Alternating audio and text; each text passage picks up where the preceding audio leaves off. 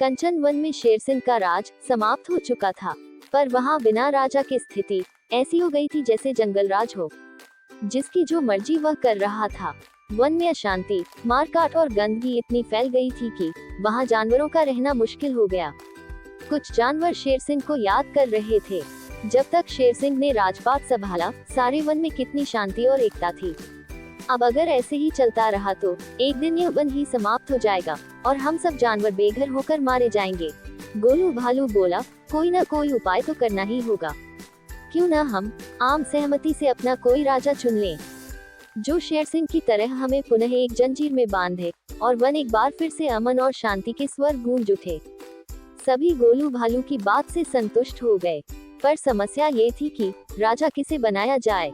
सभी जानवर स्वयं को दूसरे से बड़ा बता रहे थे। सोनू मोर बोला, क्यों न एक पखवाड़े तक सभी को कुछ न कुछ काम दे दिया जाए। जो अपने काम को सबसे अच्छे ढंग से करेगा, उसी को राजा बना दिया जाएगा। सभी जानवर सहमत हो गए और फिर सभी जानवरों को उनकी योग्यता के आधार पर काम दे दिया गया। बिम्पी लोमड़ी को मिट्टी हटाने का काम दिया गया, तो भोलू बंदर को पेड़ों पर लगे जाले हटाने का, सोनी हाथी को पत्थर उठाकर गड़रे में डालने का काम सौंपा गया और मोनू खरगोश को घास की सफाई की जिम्मेदारी दी गई। जब एक पखवाड़ा बीत गया तो सभी जानवर अपने अपने कार्यों का ब्यौरा लेकर एक मैदान में एकत्रित हुए। सभी जानवरों ने अपना काम बड़ी सफाई और मेहनत से पूरा किया था। सिर्फ सोनू हाथी था जिसने एक भी पत्थर गड़रे में नहीं डाला था। अब एक समस्या फिर खड़ी हो गई कि आखिर किसके काम को सबसे अच्छा माना जाए। बुद्धिमान मोनू खरगोश ने युक्ति सुझाई, क्यों न मतदान करा लिया जाए, जिसे सबसे ज्यादा मत मिलेंगे उसे ही राजा चुन लेंगे। अगले दिन सुबह सुबह चुनाव रख लिया गया और एक बड़े मैदान में सभी पशु पक्षी मत देने के लिए उपस्थित हो गए।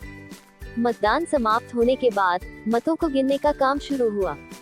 यह क्या, सोनू हाथी गिनती में सबसे आगे चल रहा था और जब मतों की गिनती समाप्त हुई तो सोनू हाथी सबसे ज्यादा मतों से विजयी हो गया।